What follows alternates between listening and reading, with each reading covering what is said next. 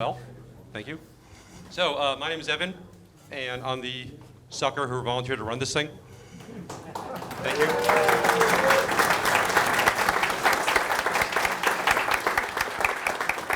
Thank you. A lot of people give me credit, but it's because of 40, 50, 60 volunteers year-round that this happens. I could do nothing alone. I used to, and that's how I got. When I did it alone, I had hair. So our hashtag throughout the weekend is VCF East. Please use it. And that's our website. Could somebody advance a slide, please? Nobody's at the slide. Oh, here, I'll do it. Okay, I volunteer myself. Okay. Okay. So how many of you knew a guy named Dan Roganti? Okay. So Dan Roganti was one of our original members of our group, like in 2005. Last year he couldn't make it here because he was fighting stage 4 cancer, and unfortunately he did pass away. His daughters are here. I know he'd be very proud of that. Dan used to design all our old T-shirts, all the old really awesome T-shirts. If anybody has one, it's because of Dan. So we dedicate this year's show to my friend Dan.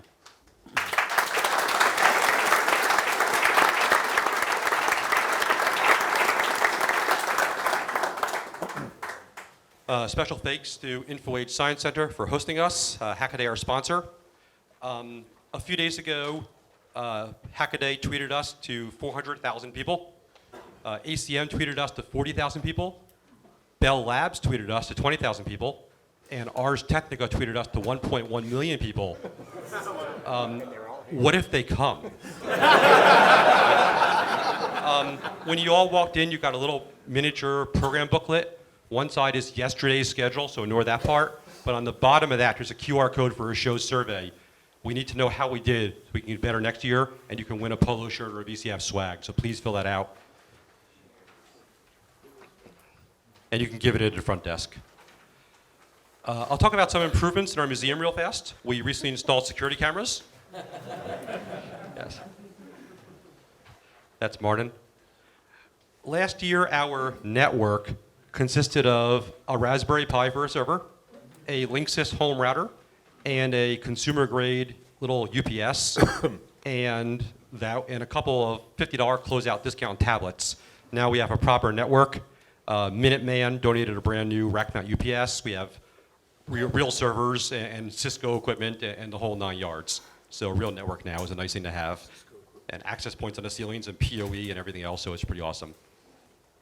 And that's all thanks to your donations from the event who raises money so we can do things like this. There is a computer called a VAX 9000. It is the computationally and physically largest computer deck ever built. There were about 3 dozen ever made, and we got the last one. It was in service 6 months ago by an Air Force defense contractor in Colorado who won't tell us what they did with it. Our policy is we only accept donations. We do not purchase artifacts. They were happy to give it to us, but we had to go get it from Colorado. One member, you know who you are, gave us a 5-figure check to hire a tractor trailer to do it. Thank you, sir.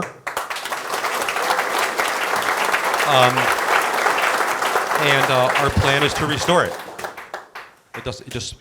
So we need a bigger space to put it on display, and we need the capital fund. We're just beginning over the next 5 years or so to raise $250,000 to have a bigger building here on campus. And again, events like this enable that to happen.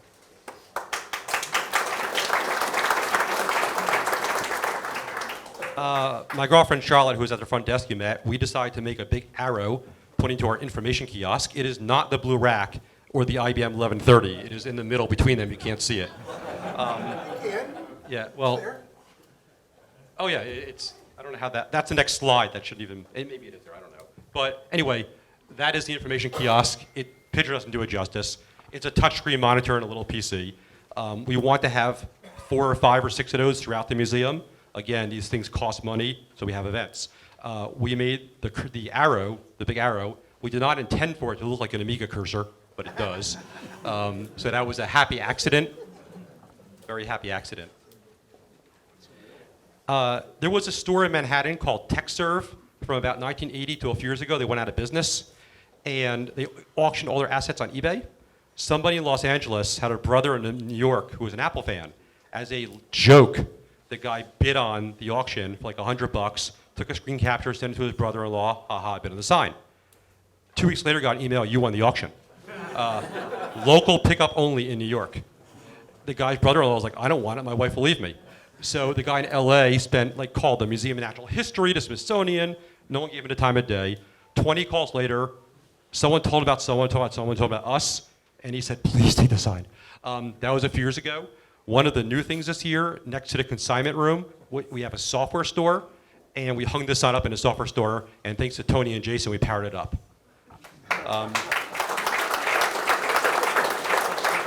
I was reading an article in the local newspaper a few weeks ago about an abandoned local shopping mall. I was just bored, scrolled through the pictures of inside the mall, and saw a Radio Shack store with the sign. And the article said who the management company was. So, you know what I did. And this summer, we're getting the Radio Shack store sign.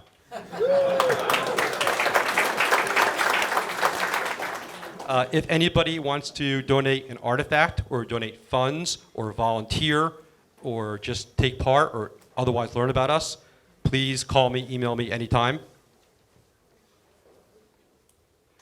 So, highlights this year, we have 2 exhibit halls. Historically, people only find the first exhibit hall and don't go down a ramp to the second one. What's funny is we get rave reviews of people who they think they saw the whole show. They rave about it. Said, do you know there was a whole second bigger exhibit hall?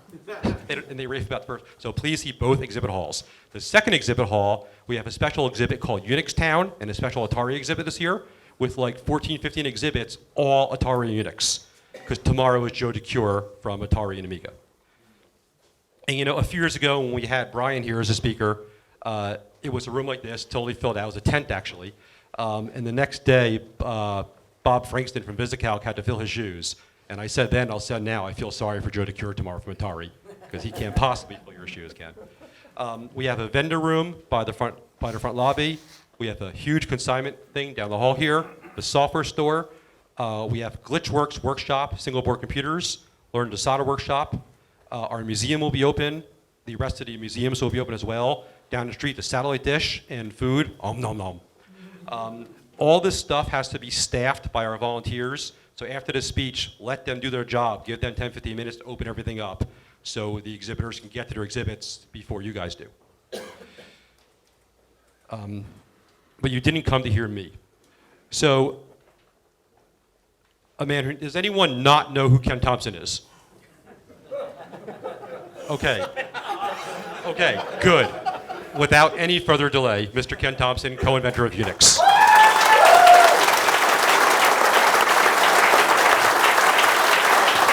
And Brian Kernighan, the K and K and R.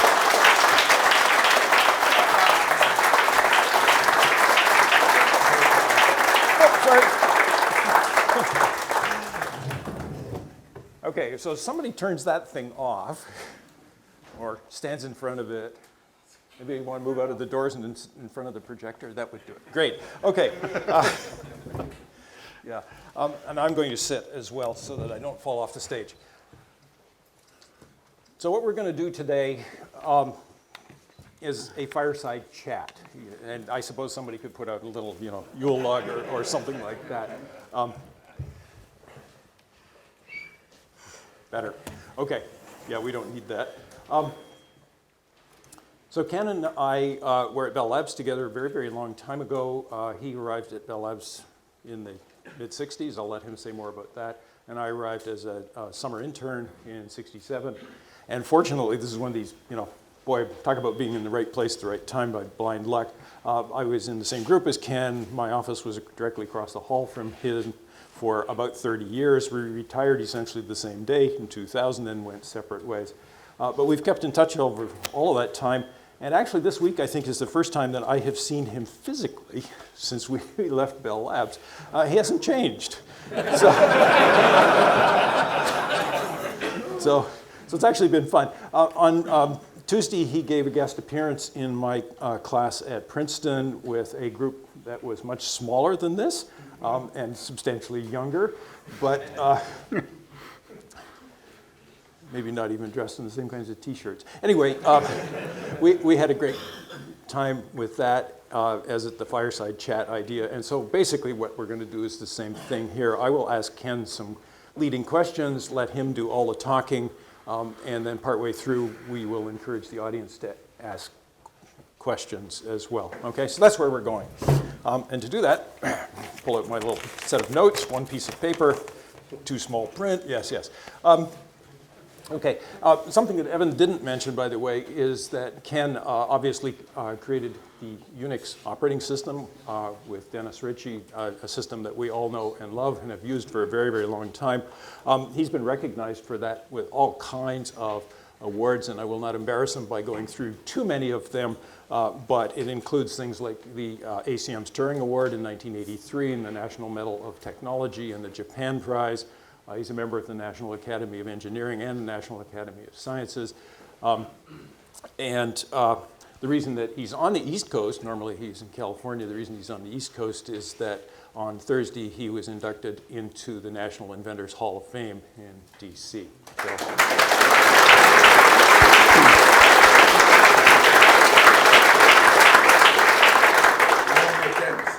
So let me, at this point, stop talking. And Ken, why don't you tell us a little bit about early life, and in particular, how you got to Bell Labs? Oh, I was in school in Berkeley, and I was, I don't know if the term still applies, but I was a professional student, right? I just drifted along. I enrolled in class. I got an electrical engineering degree, but it was easy because I was an electrical hobbyist for essentially 10 years before that. And, but I consumed computers, I loved them, and at that time there was no computer science curriculum at Berkeley. So it was being invented, and there was a big political fight between electrical engineering and math to decide who gets this new realm. And the fight, although they didn't know it, was whether it was going to be mathematical computer science or computer science. And computer people won. So I was drifting along the summer after I graduated, and that was a surprise because I didn't know that I'd gotten all the requirements.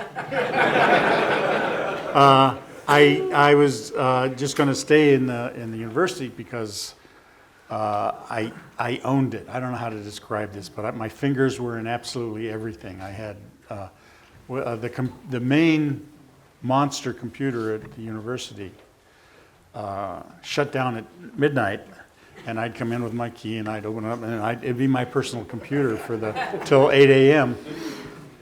So that's the kind of thing. So I was happy. I wasn't, no ambition, is another way of describing extreme work. I mean, I was a workaholic, but for no goal. There was no goal out there for what I was doing.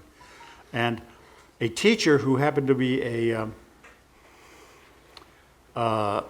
one-year teacher from Bell Labs came out, taught a real computer course, which I took, audited, and after that, in the next summer, I didn't apply for graduate school. To be honest, I didn't think I was good enough. And right towards the end of the summer, this friend, now friend, gave me a class schedule and says, "Here's your classes for grad school." He had applied, and I got accepted. And I think it was with his recommendation, but I'm not positive, and enrolled, and that's how I got into grad school. Then during that year, there's big recruiting towards the end of that year where all the companies come out and try to do this. Now, I didn't recruit. I didn't go to any of these. They had booths lined up in the gym, one after the other. And I kept getting schedules, be at the Bell Labs booth on, such and such a time. And it just went over my head. I wasn't interested until finally the whole week had gone by and I'd skipped maybe 6 or 8 recruit attempts by Bell Labs. Again, no ambition. The Bell Labs recruiter came and knocked on my door at home. I invited him in, and his story is, I don't remember it, but his story is that I gave him ginger snaps and beer for And we talked and we talked and we talked, and then he left. So that was my recruiting for Bell Labs. Then I got a request to come out for an interview to the East Coast, to New Jersey. And I told them no. And they said, well, why not? And I said, well, I'm not interested in a job in a commercial institution, and I'd just be taking your money. I don't feel right about taking your money to go out there. And they says, well, take it. Go take it. Come out and visit us. Come and look. I said, well, I have friends on the East Coast from high school days, and I could come out and interview. They wanted 2 days of interview, and I said, no, only one. And then I'll get in and I'll drive down the East Coast and visit all my friends. And they said, okay. And I said, but be warned, the answer is no, I don't want a job. So I went out there, and the very first thing I did was walk down the corridor of the first place I went, which was computer science research at Bell Laboratories. And every name on the doors on the way down, I knew. And it was just shocking. And then I was interviewed by two amazing people. One of them is a big co-author with Brian Kernighan. They did the traveling salesman heuristic programming. So I got in my rent-a-car after the day, and I drove down the East Coast and that. And somehow they tracked me, and there was a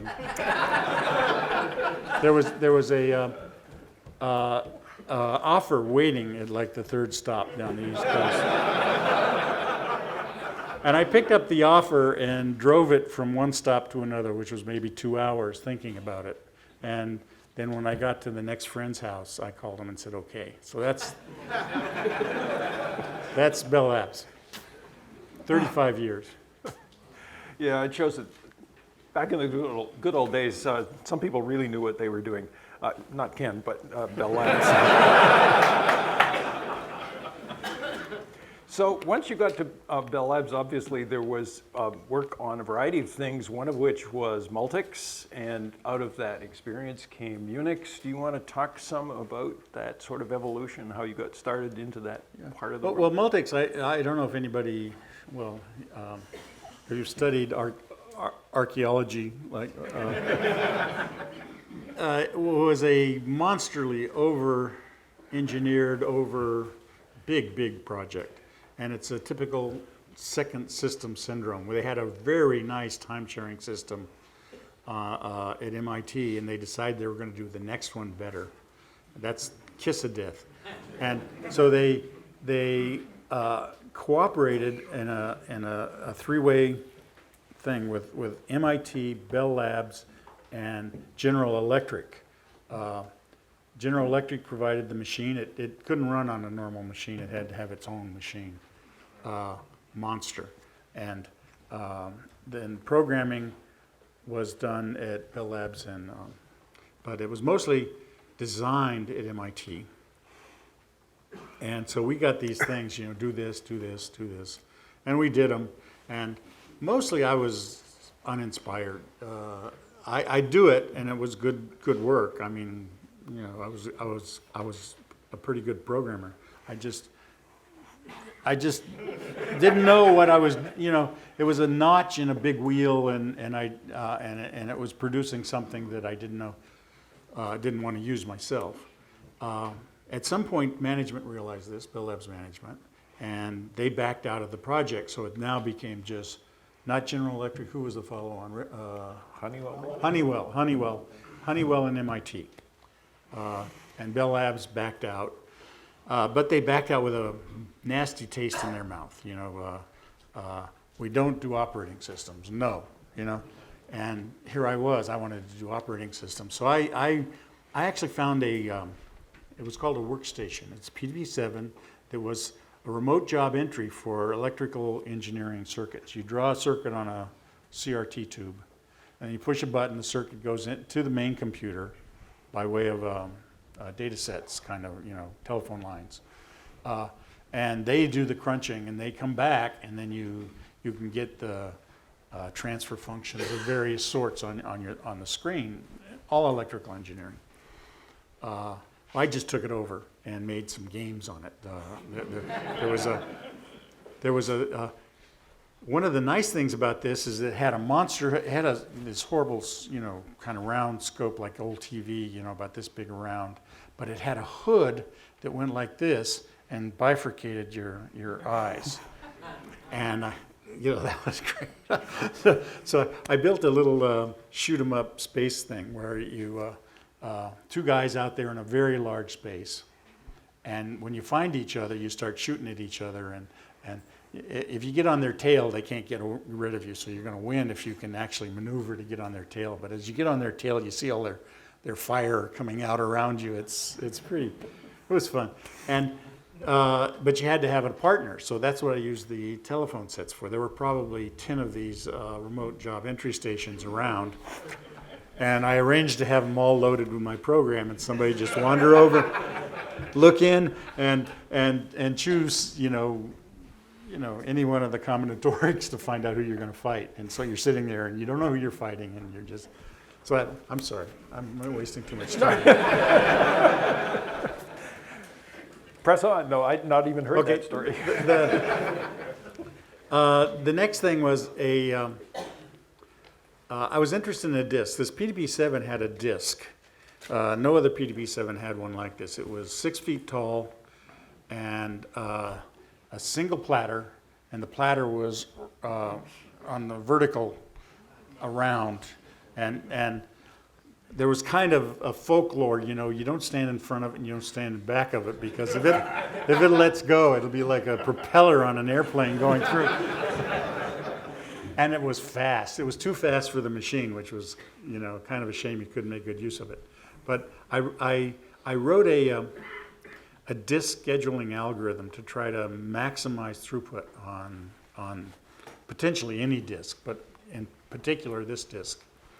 Got it going, but then I had to test it. I had to load it up with work. I mean, you don't say read, you get something back. That's any disk can do that. So I had to load it up, get it really test its throughput under different algorithms and things. And for that I needed some programs on the side to do that, and so I started writing these programs on the side. And at some point,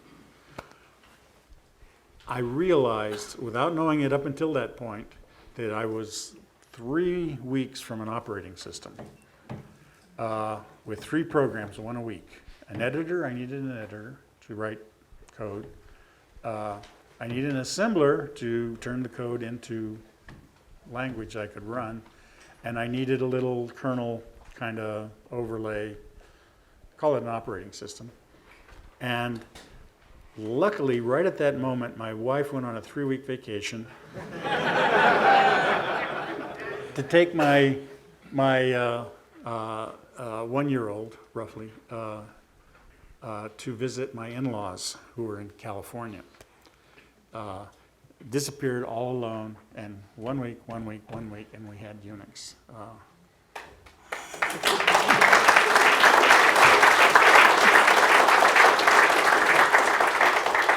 Yeah, I think programmers aren't quite as productive these days as they used to be. So, from that PDP-7, things went on. Somewhere you enlisted Dennis, or he enlisted you. Do you want to say more about how that evolved? Oh, when Unix was running, it was by far, even though it was a crummy little, factor of 10 slower computer than the comp center.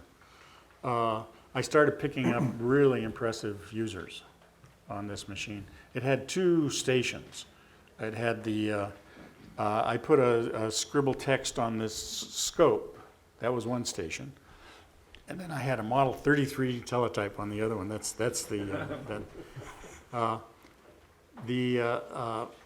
so 2 at a time. Were you on the 7? I don't know. I have a single-digit user ID on one of those systems. Okay, yeah. Dennis was a user.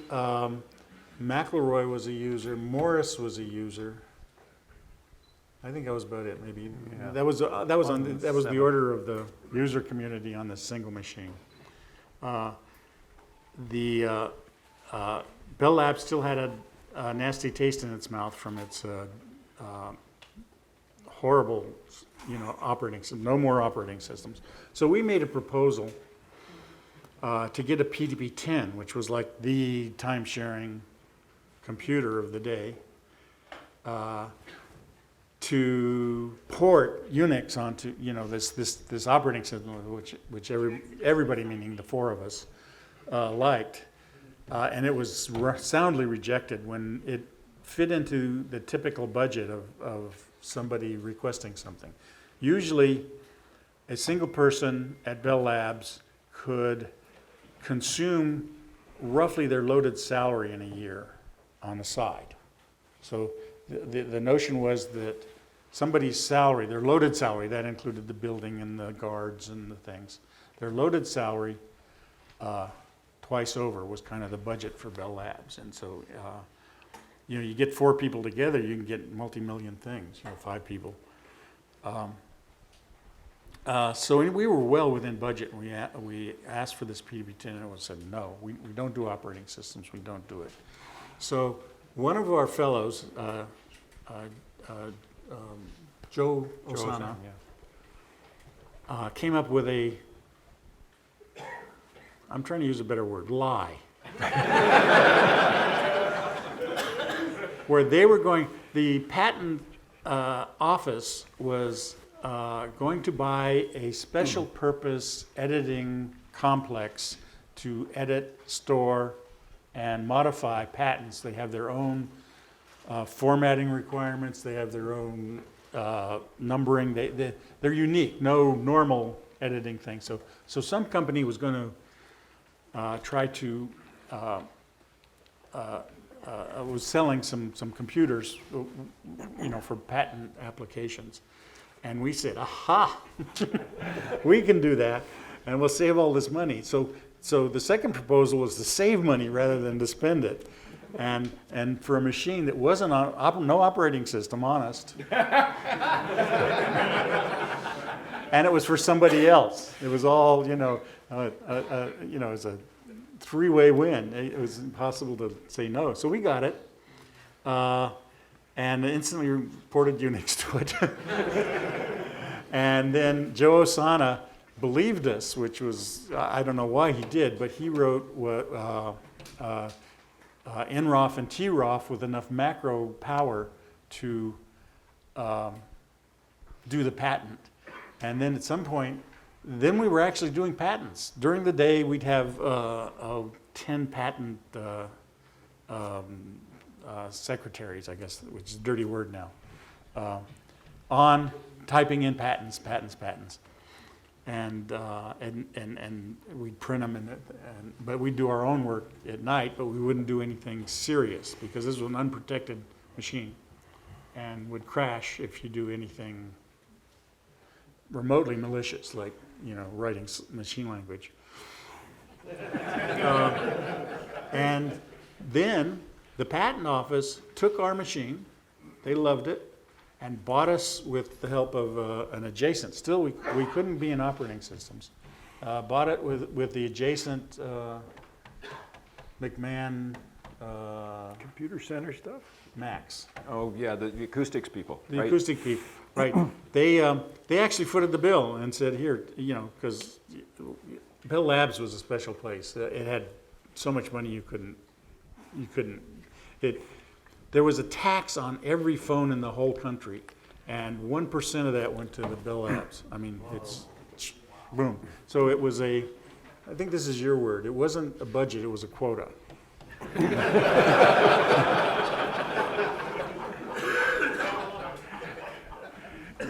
Yeah. So a license to spend money in some sense, but for the good of everybody. So we got, now the first one was a PDP-11. I don't know if any of you have seen a PDP-11 with a /20 on it. Note /20, a PDP-11.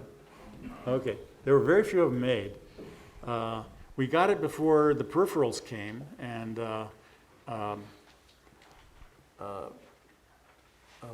Morris wrote DC. I think it was the very first program ever written on the PDP-11.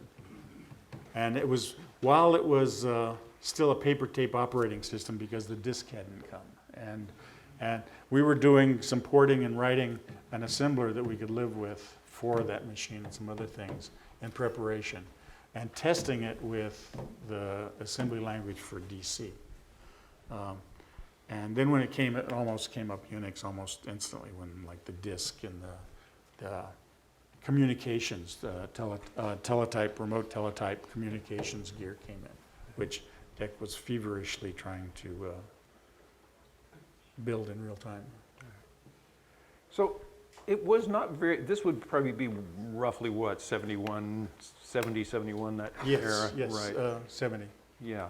So it wasn't very long after that the, I think in some sense, the most obvious new contribution of Unix came along, which is the invention of pipes. Do you want to say something about pipes? Oh, yeah.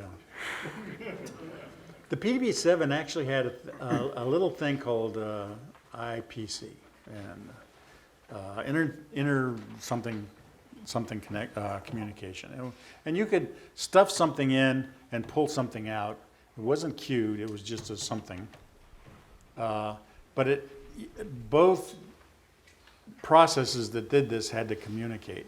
And we experimented with it for doing some things, but basically it was a worthless interface and was never known or described or used on the PDB-7.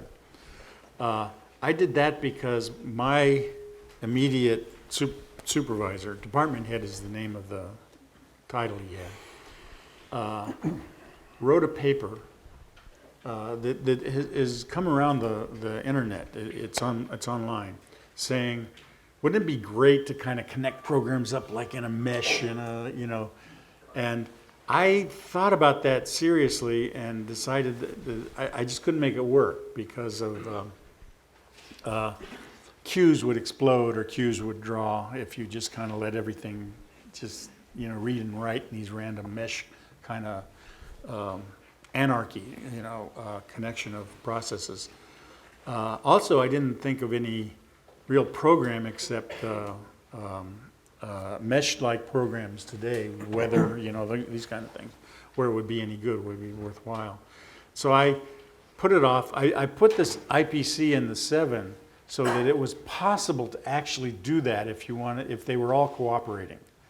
It was never done. It was just, it was a wrong idea. And one day, I got this idea, and pipes, essentially exactly as they are today. And I put them in the operating system in an hour. They're trivial. They really are super trivial when you've got redirecting I/O like Unix already had. And wrote a shell, and I tried it out on a couple of things, and the idea was just mind-blowing to us that Dennis and I came in and rewrote everything in the world, our world, in one night. We converted everything, and mostly what we did is throw out extraneous messages that, like sort would never say, hey, I'm sorting, I'm merging, I'm doing this, I'm working on this file. All that garbage is gone, Sort would read, sort, then write. And suddenly sort was what we called a filter in that day. And then we converted, everything that processed something, we converted into filters. It was massive and just exciting. And my favorite thing was DC, again, desk calculator. We wrote a program that would take numbers and convert them into words. 500 would turn into 5,000, right? And so you could connect up DC to numbers, this word thing called numbers, and then we had a speech synthesizer, and you connect that to the speech synthesis, and you'd go 1, 2, you'd type 1, 2 plus, and it would say 4, whatever it would say. I was never good at math. And those kind of things just came spontaneously, in interconnections of things that were never meant to be in the same room together. So anyway, that was a frenzy. It was almost like like these fish eating the cow, you know, what South American fish, piranha. Yeah, no, I remember that. It really was. Frenzy's the right word. It was like, wow, look at all these things you can do. And the world changed essentially overnight at that point. So I've got a bunch of other things here I wonder about. Do you want to talk about some of the other things that you have done over the years that are in and around this? For example, a program that I was telling class the other day, they've been using, all of us have been using since probably about 1971 or 72, so it's much older than my students. It's not older than some of you, but it's older than many of you. This program called GREP. Remember GREP?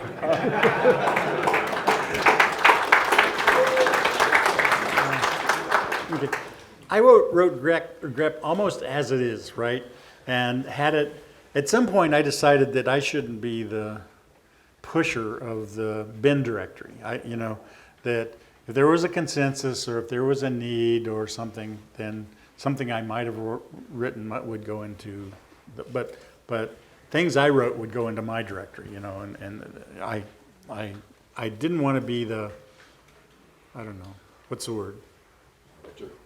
Benevolent dictator for life. Yes. Or the heroin addict, you know. The pusher, not the addict.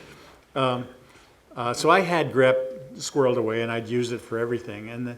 And again, Doug McElroy, my department head, came in and said, you know, it would be really great if we could look for things in files and do this. And I said, well, let me think. I'll think about it overnight.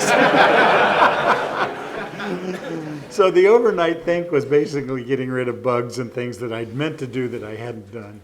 And, you know, an hour work maybe at most. And next day I presented him with GREP, and he was, that's exactly what I wanted. So GREP moved from my directory into the bin directory and became a noun and a verb, and the next version of the OED had it in it as a real word, too.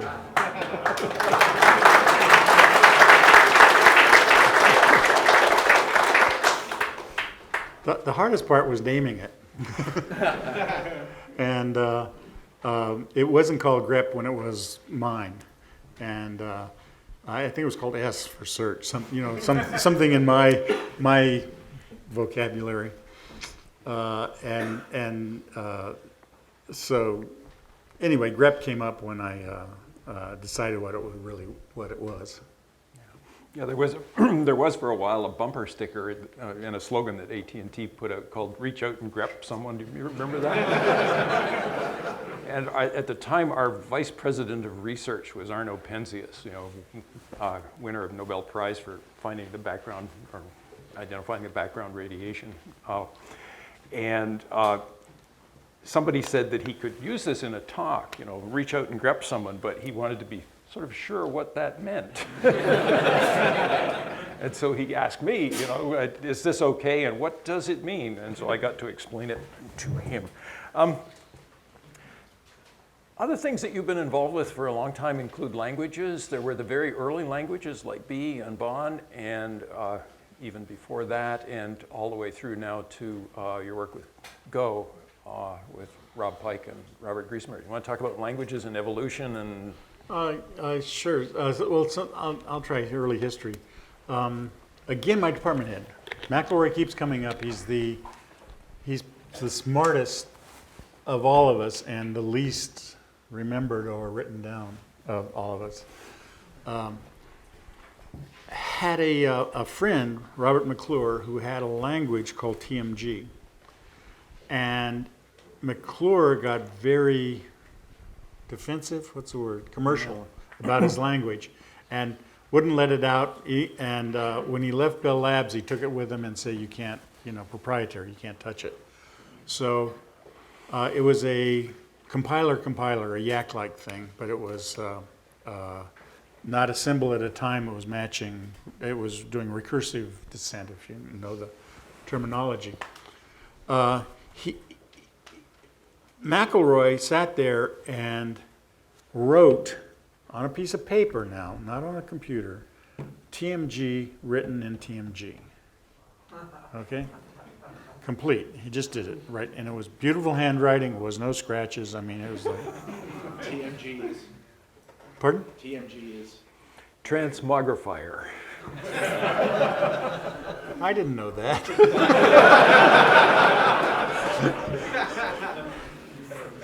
And then he now has TMG written in TMG. He decided to give this piece of paper to his piece of paper and write down what came out, the code, which he did.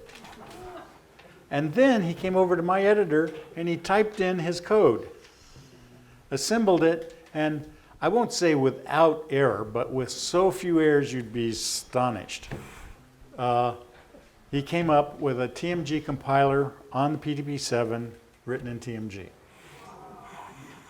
And it's the most basic, bare, impressive self-compilation I've ever seen in my life. All right, so anyway, it was there, it appeared. It was a tool, very early tool on the PTP-7. I decided no computer is complete without Fortran. It's got to have Fortran on every. Nobody will ever buy a computer without a Fortran. So, now, the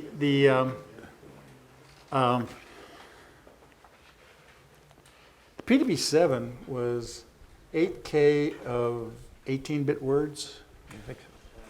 Yeah, and I ripped off 4K for the system, right? That was mine, and then the users swapped through the other 4K, and so I was writing Fortran in TMG. I was having a great time, and then the first time I tried to actually do it, it was like 10 times the size of the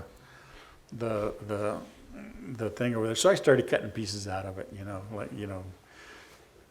down and down and down and down and down.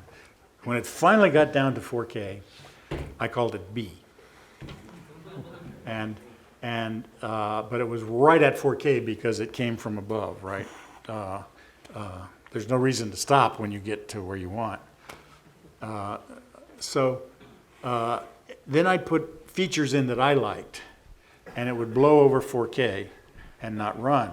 So I wrote a separate version of B, which was a virtual B that would run the program out of disk. And so it would grow over 4K.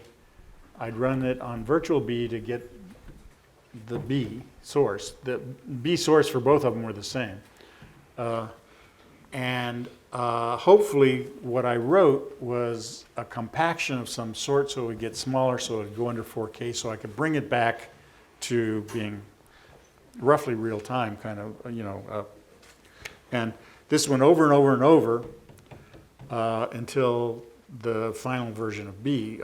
There was one other added thing to B, which was I saw Johnson's semicolon version of the for loop. And I put that in. I stole it. Yeah. And that went virtual and then came back down again. And then Dennis took it and wanted to put it on the comp center, the big comp center. And he wrote a compiler for B for the big comp center. And he called it NewB and NB. And it was used to some extent, and it was externally ported to several universities. And then he decided that wasn't enough. At this point, time had gone on, and we now had a PTP-11, and we started getting more memory for the PTP-11 so we could think about expansion. And we decided that we had to write UNIX in a higher level language. It was just mandatory. This was all assembly language until then. So he started muting NewB into C with the big deal was types. He put types in B. B and the old C were very, very similar language except for all the types. B only had words. You load, store, add, everything was words. And the PDP-11 was bytes. So something had to be done to not waste a factor of 4 on it. So anyway, long story short, all by himself, he converted that, made C. I then tried to rewrite the kernel in C, that, you know, whatever this current language was, which was called C, and failed 3 times. 3 total complete failures, and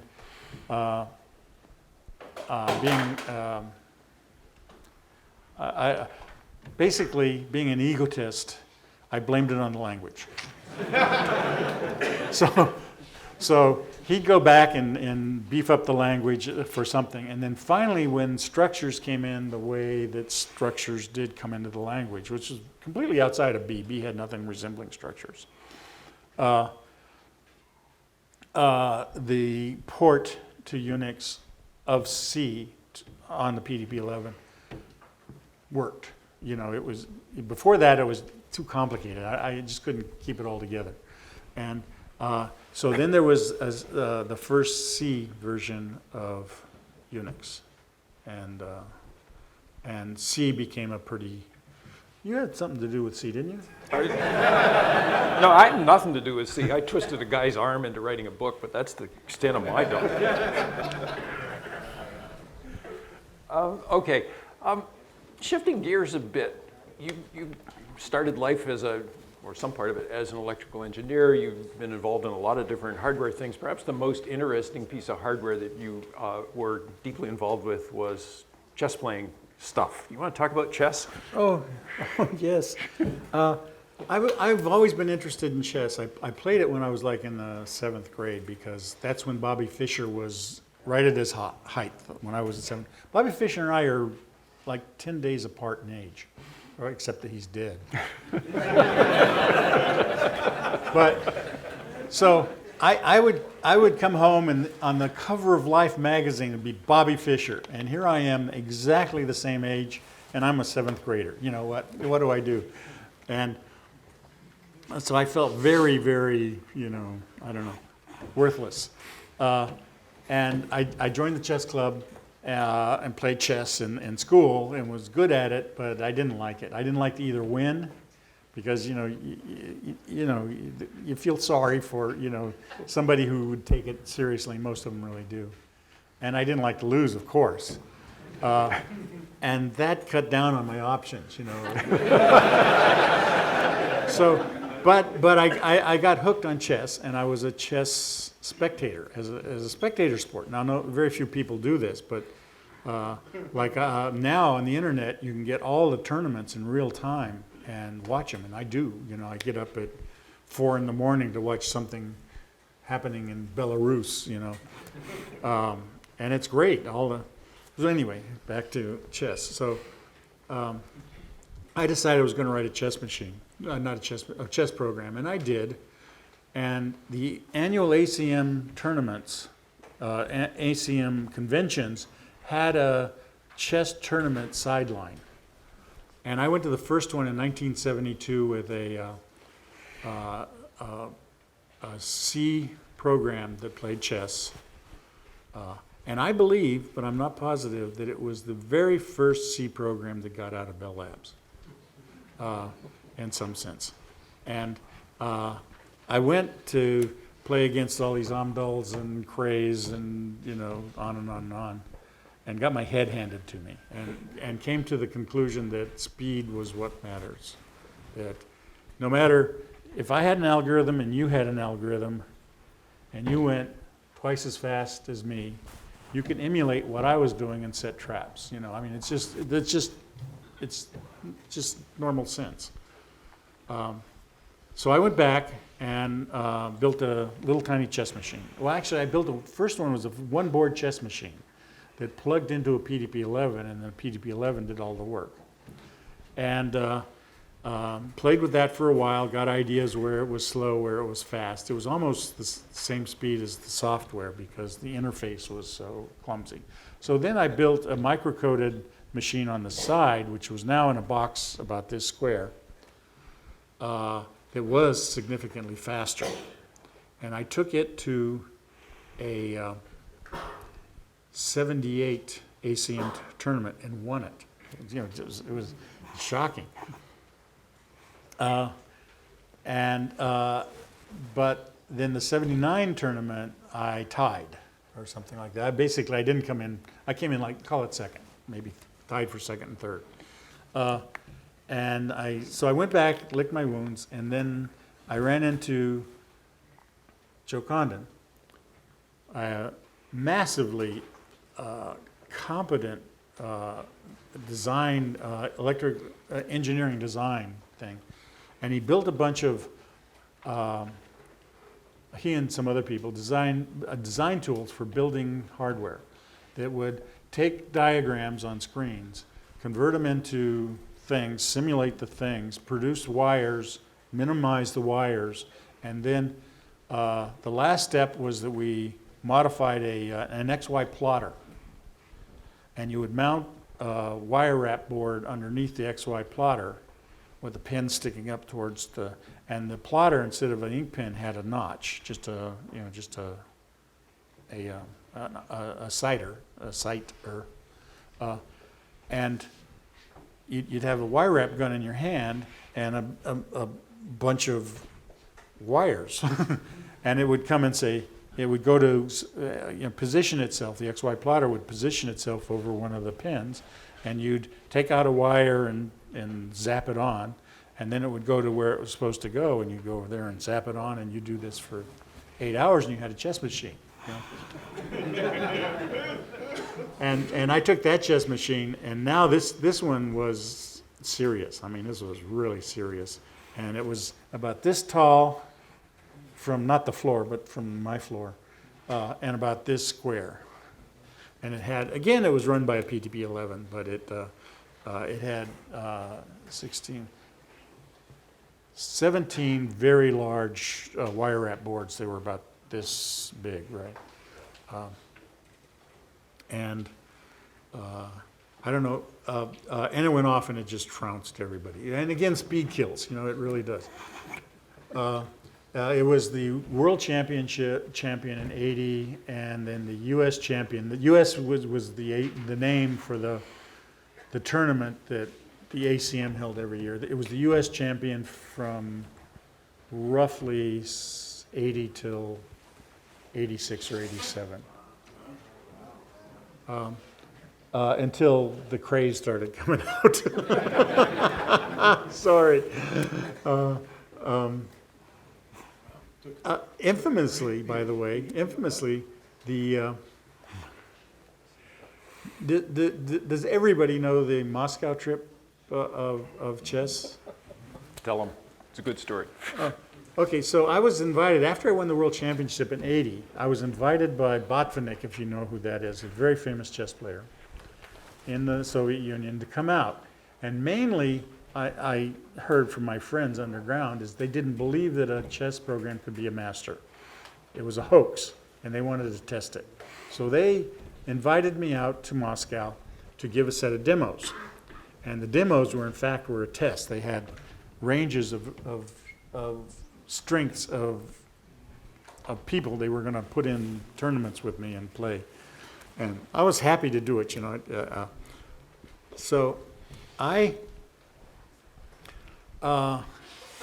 packaged it up, and I wanted it to be on the plane that I was on out of Kennedy. And Kennedy has a freight terminal, and they said, if you wanted to be on the plane you're on, you have to come out and bring it out the day before. So I got in my car, drove all the way out to Kennedy, gave them this computer with a whole bunch of words on it to make sure that it got to where I wanted it to go. And legally, Bell Labs had made a carnet for it, it would export, import, export, kind of thing. A lot of paperwork, and I packed a suitcase full of spare parts. So if anything broke in this thing, I could just fix it, right? And left it at the freight terminal. Next day, I go out to the passenger terminal, get on my plane, land, and the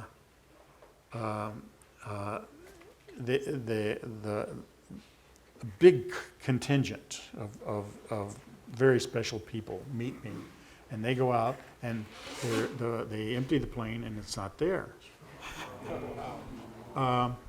And I say, well, you know, I really tried. And so they make all sorts of inquiries, and it says, it's going to be here tomorrow. Oh, great. So big contingent goes out the next day. It's not there. And this goes on, and now in the background, we were well known. I was well known by the head of security of Bell Labs for various kind of strange reasons. As a real quick side thing, I had a license to kill. I don't know if you knew this in Vic's file folder, saying if you're caught in a funny place, don't worry. You know, and Vic had me try to break into various things, and if I got caught, it was a get out of jail free card. So as a kind of hands-on security expert. So anyway, I was known by the head of security. His name was Crute, and Crute had somebody who worked for him, who quit or left, and was a guard at the Kennedy transportation side. The 5 minutes? Keep going. Then we'll haul them off the stage. They mean 20. They mean 20. And they said that it's out there and it's got this police yellow tape wrapped around it, saying don't touch. It had a telephone number on it. Period. That was it. So through this and coming back through Crute and then going up through Bell Labs, they tried to look at it and they find it, and no one would touch it where it was because of all this tape. And you call the phone number and they say, "Who do you want?" And you say, you know, if you don't say a password or something, whatever you're supposed to say, they hang up on you. And that was it. There was nothing else. So this, my trip was aborted. It got more and more, I mean, they were pissed off at me. They were really seriously pissed off at me. And so I left basically proving that it was all a hoax. You know? And came back, and now Bell was the name of the computer or the program, all the programs actually, was a member of the local chess club. And I would go to the local chess club with it for several purposes. One, to get an idea of rating of how good it was. And two, to calm the people down, because you can pick up 200 points by just playing somebody who's never played a computer before. It was frightening, you know. They you know, it's a monster, it's a computer, it can kill you, you know, that kind of stuff. But I would give simultaneous exhibitions and everything. So anyway, it was a very familiar, very popular member of the local chess club. I take it every week, Friday nights I take it. So I came up one Friday night alone because I didn't have a computer. And they all asked what was going on, where is it, can I play it, this kind of stuff. So I gave a story. I gave the story up to that point. And the next week I came back again alone to the chess club. And somebody who was a member of the chess club worked for a throwaway newspaper in Long Island. One of these Sunday things you find, you know, freebie on your lawn. And he said that he told his editor about it, and his editor wanted to write a story. Would it be okay? And I said, sure. So we sat and we talked, and then not the next Sunday, but the Sunday after that, it came out on this Long Island newspaper. And 2 days later, the Washington Post got it and called me up, and I told the whole story to him, and he says, and I says, and we've got everybody looking for this thing, and we can't find out who wants it, what they want, what's it all about, and he says, just a second, I'll check on it, and I said, all right, good, you know. 10 minutes later, he called me up. He found the guy. He found what they want. He found what it was all about. And what had happened is the day before I took my computer down to the terminal, Reagan, that tells you when this happened, had made an announcement where he used the term hemorrhage of technology, how the United States is just giving away everything. And I had very carefully written all over this thing, computer, Moscow. And man, it was snatched up not 10 seconds later. So, and they wanted to get out of it as unembarrassingly as they could, because it was a PR story that was now in the Post. And so the Post wrote a story on it. It was a very good story. And the next day, everybody called. Scientific American, Science, Popular Mechanics, Sports Illustrated, and every newspaper. At some point, they put people on to answer these questions, and then the day after that, all these things started coming out, and I got a call the day after that from somebody saying, "Well, we have your computer." They called me.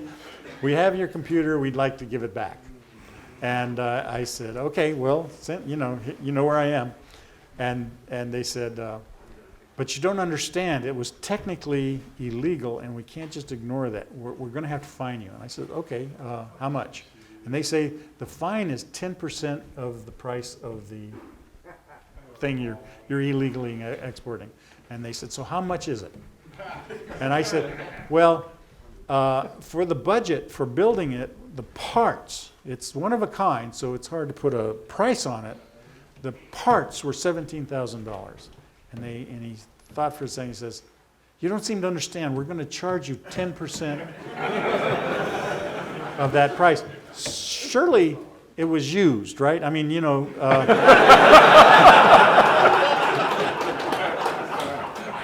Anyway, he talked himself down to a couple $100,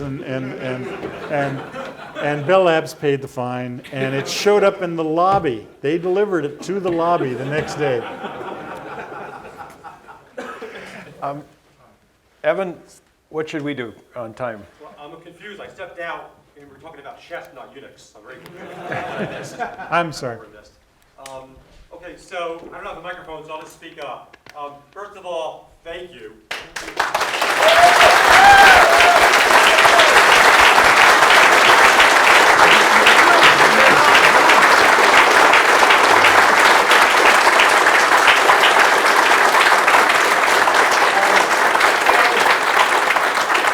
Raise your hand if your careers depend on Unix and C.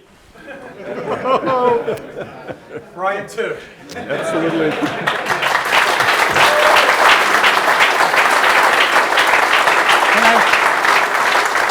Can I ask you to raise those same hands, please? Thank you.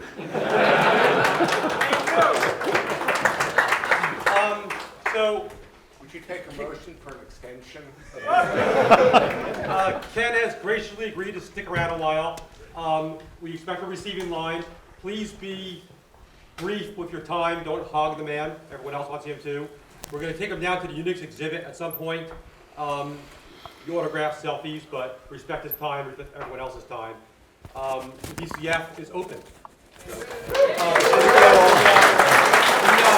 only last thing I'll say, again, as you see